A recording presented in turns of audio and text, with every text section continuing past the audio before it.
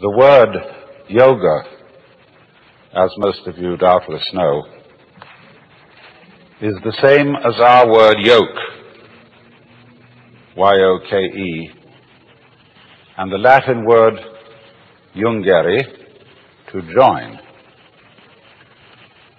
Join, junction, yoke, union, all these words are basically from the same root. And so likewise, when Jesus said, "My yoke is easy," he was saying, really, my yoga is easy. And the word, therefore, basically denotes the state that would be the opposite of what our psychologists call alienation, or what Buddhists call Sakaya Drishti, the view of separateness, the feeling of separateness, the feeling of being cut off from being. And most civilized people do in fact feel that way, because they have a kind of myopic attention focused on their own boundaries and what is inside those boundaries, and they identify themselves with the inside and don't realize that you cannot have an inside without an outside. That would seem, wouldn't it, to be extremely elementary logic, that we could have no sense of being ourselves, of having a personal identity, without the contrast of something that is not ourselves, that is to say, other. But the fact that we don't realize that self and other go together is the root of an enormous and terrifying anxiety. Because what will happen when the inside disappears? What will happen when the so-called I comes to an end, as it seems to? Of course, if it didn't, I mean, if things did not keep moving and changing, appearing and dissolving, the universe would be a colossal bore. And therefore, you are only aware that things are all right for the moment. I mean, I hope most of the people in this gathering have a sort of genial sense inside them that for the time being, things are going on more or less okay. Some of you may be very miserable. And then your problem may be just a little different, but it's essentially the same one. But you must realize that that sense of life being fairly all right is inconceivable and unfeelable unless there is way, way, way in the back of your mind the glimmer of a possibility that something absolutely unspeakably awful might happen. Doesn't have to happen. Of course, you'll die one day. But there always has to be the vague apprehension, the Hintergedanke, that the awful awfuls are possible. It gives spice to life. Now, these observations are in line with what I'm going to talk about tonight, the intellectual approach to yoga. There are basically certain principal forms of yoga. Most people are familiar with Hatha Yoga, which is a psychophysical exercise system, and that's the one you see demonstrated most on television because it has visual value. You can see all these exercises of lotus positions and people curling their legs around their necks and doing all sorts of marvelous exercises. And they're good exercises. The most honest yoga teacher I know is a woman who teaches Hatha Yoga and doesn't pretend to be any other kind of guru. And she does it very well. Then there is Bhakti Yoga. Bhakti means devotion. And I suppose in general you might say that Christianity is a form of Bhakti Yoga, because it is yoga practiced through extreme reverence for and love for some being felt more or less external to oneself, who is the representative of the divine. Then there is karma yoga. Karma means action. And incidentally, that's all it means. It does not mean the law of cause and effect. When we say that something that happens to you is your karma, all it's saying is it's your own doing. Nobody's in charge of karma except you. Karma yoga is the way of action, of using one's everyday life, one's trade, or an athletic discipline like sailing or surf riding or track running as your way of yoga, as your way of discovering who you are. Then there's Raja Yoga. That's the royal yoga. And that's sometimes also called Kundalini Yoga. And that involves very complicated psychic exercises having to do with awakening the serpent power that is supposed to lie at the base of one's spiritual spine and raising it up through certain chakras or centers until it enters into the brain. There's a very profound symbolism involved in that, but I'm not going into that. And then finally there are several others. There's mantra yoga. Mantra yoga, which is the practice through chanting of humming, either out loud or silently, certain sounds which become supports for contemplation, for what is in Sanskrit called jhana. And jhana is the state in which one is clearly awake and aware of the world as it is, as distinct from the world as it is described. In other words, in the state of jhana, you stop thinking. That is to say, you stop talking to yourself and figuring to yourself and symbolizing to yourself what is going on. You simply are aware of what is. And nobody can say what it is because, as Korzybski well said, the real world is unspeakable. It's a lovely double take in that. But that's jhana. That's zazen, where one practices to sit absolutely wide awake with eyes open, but not thinking. That's a very curious state, incidentally. I knew a professor of mathematics at Northwestern University who one day said, "You know, it's amazing how many things there are that aren't so."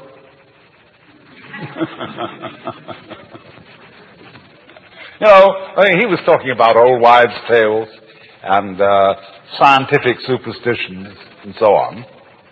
But when you practice jhana, you're amazed how many things there are that aren't so. Because when you stop talking to yourself and you are simply aware of what is, that is to say, of what you feel, what you sense, even that saying too much, you suddenly find that the past and the future have completely disappeared.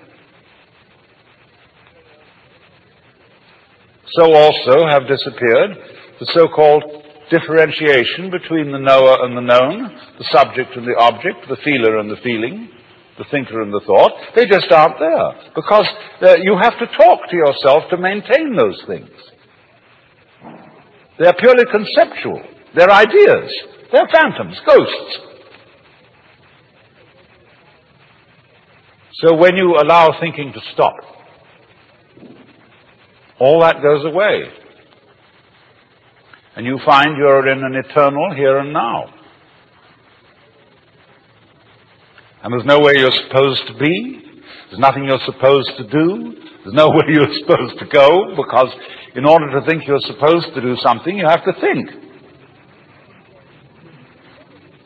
And so it's incredibly important to unthink at least once a day for the very preservation of the intellectual life.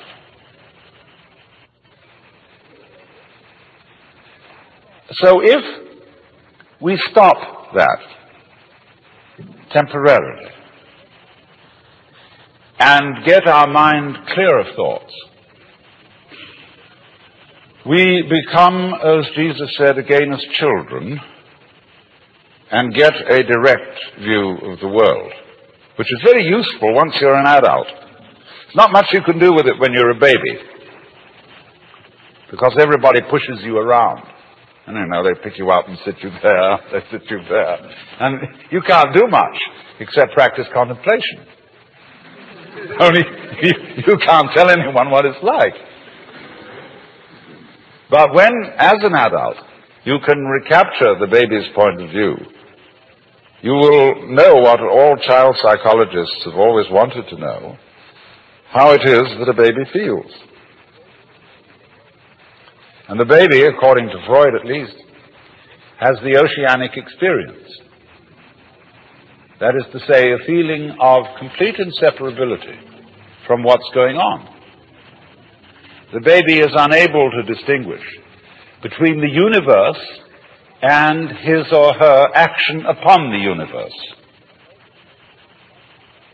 And most of us, if we got into that state of consciousness, might be inclined to feel extremely frightened. And beginning to ask, who's in charge? I mean, who controls what happens next? We would ask that because we are used to the idea that the process of nature consists of controllers and controlees, things that do and things that are done to. This is purely mythological. So many spiritual teachers and gurus will look at their disciples and say, I am God. I have realized. See? But the important thing is that you are. Whether I am or not is of no consequence to you whatsoever. I could get up and say, I have realized. I put on a turban and yellow robe and whatever, and say, come and have darshan. I'm Guru. You need the grace of Guru in order to realize, and so on, and it'd be a wonderful hoax. It'd be like picking your pockets and selling you your own watch.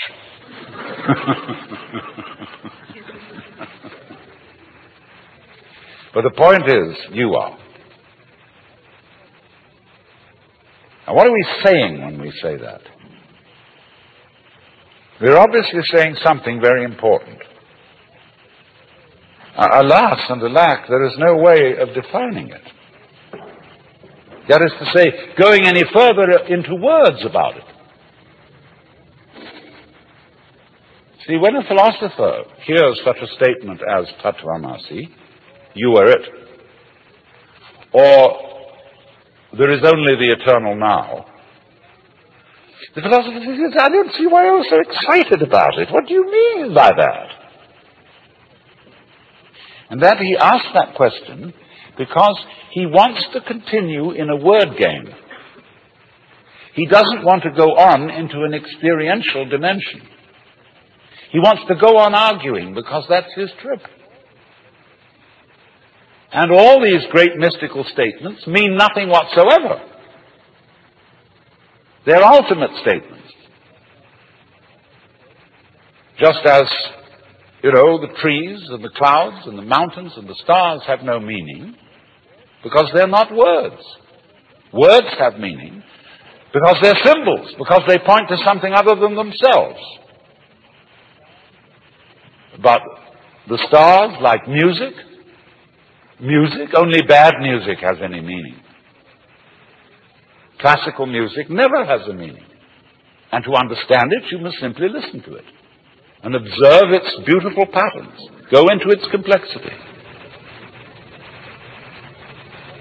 So, when your mind, that is to say your verbal systems, get to the end of their tether, that is to say, when they arrive at the meaningless statement,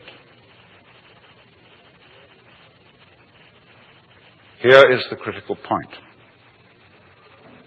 And the method of jnana yoga is to exercise one's intellect to its limits, so that you get to the point where you have no further questions to ask. You can do this in philosophy study if you've got the right kind of teacher who shows you that all philosophical opinions whatsoever are false, or at least, if not false, extremely partial. And so you feel a kind of intellectual vertigo, which is called in a Zen Buddhist poem, above not a tile to cover the head, below not an inch of ground to stand on. Well, where are you then?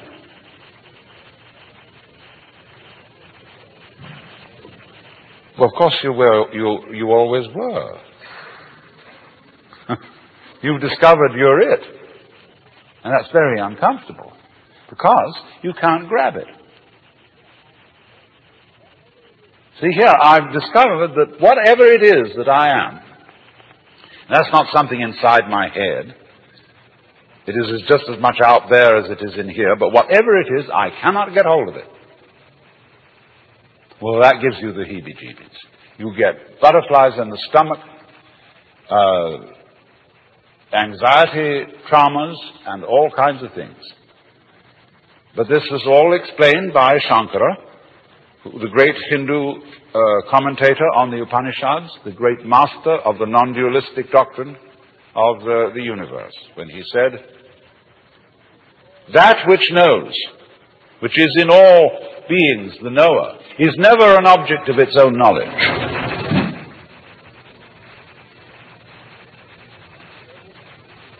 So therefore, to everyone who is in quest of the supreme kick, the great experience, the vision of God, whatever you want to call it, liberation. When you think that you're not it, any old guru can sell you on a method to find it. And that may not be a bad thing for him to do.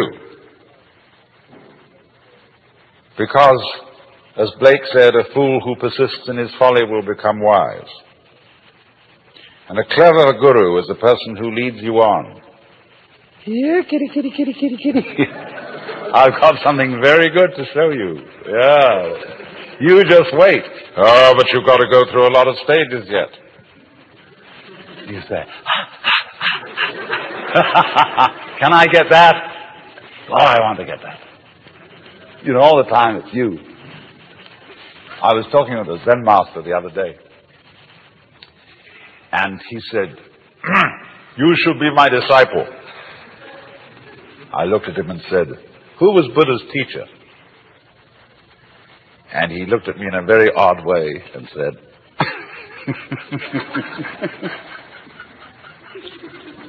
so he burst into laughter and he gave me a piece of clover.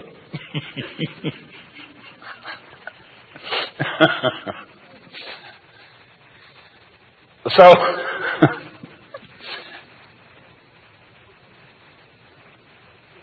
you see,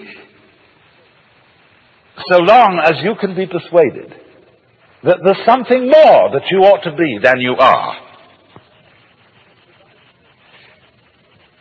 you've divided yourself from reality, from the universe, from God, or whatever you want to call that, the Tat in Tat Tvamasi.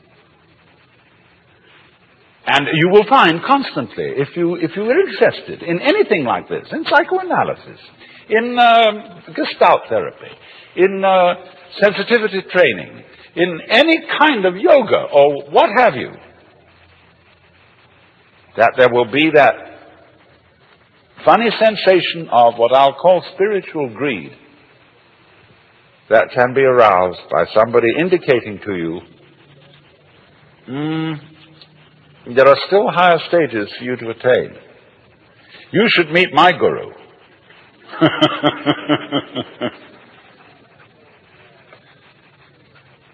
So you might say then now, to be truly realized, you have to get to the point where you're not seeking anymore. So then you begin to think, well, we will now be non-seekers. You know, like disciples of Krishnamurti, who, because he says he doesn't read any spiritual books, they can't read anything but mystery stories. You know, becoming spiritually unspiritual. Well, you'll find that that too is what is called in Zen legs on a snake.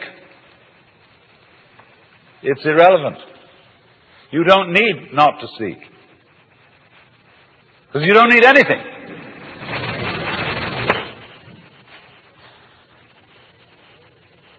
And you know, it's like crawling into a hole and pulling the hole in after you. And the great master of this technique was a Buddhist scholar who lived about 200 AD called Nagarjuna. He invented a whole dialectic. He had a whole school called Madhyamika, where the, as it were, leader of the students would simply destroy all their ideas, absolutely abolish their philosophical notions. And they get the heebie-jeebies. They see he didn't have the heebie-jeebies. He seemed perfectly relaxed in not having any particular point of view. Well, they said, teacher, how can you stand it? We have to have something to hang on to. Who does? Who are you?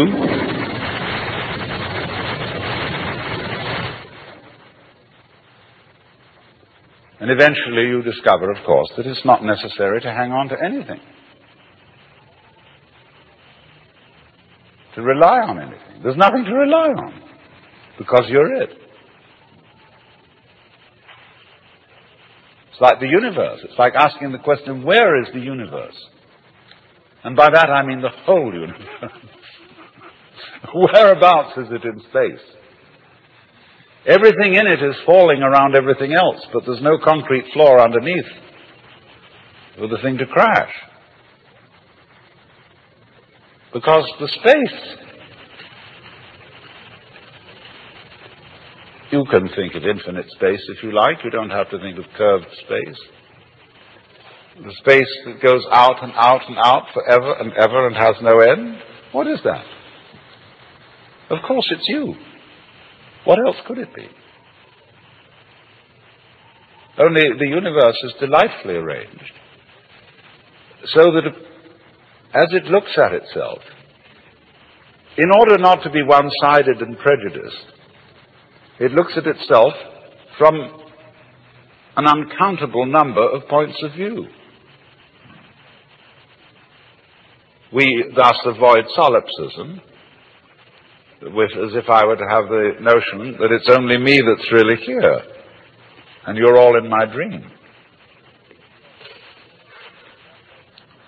Of course, that point of view cannot really be disputed, except by imagining a conference of solipsists, arguing as to which one of them was the one that was really there.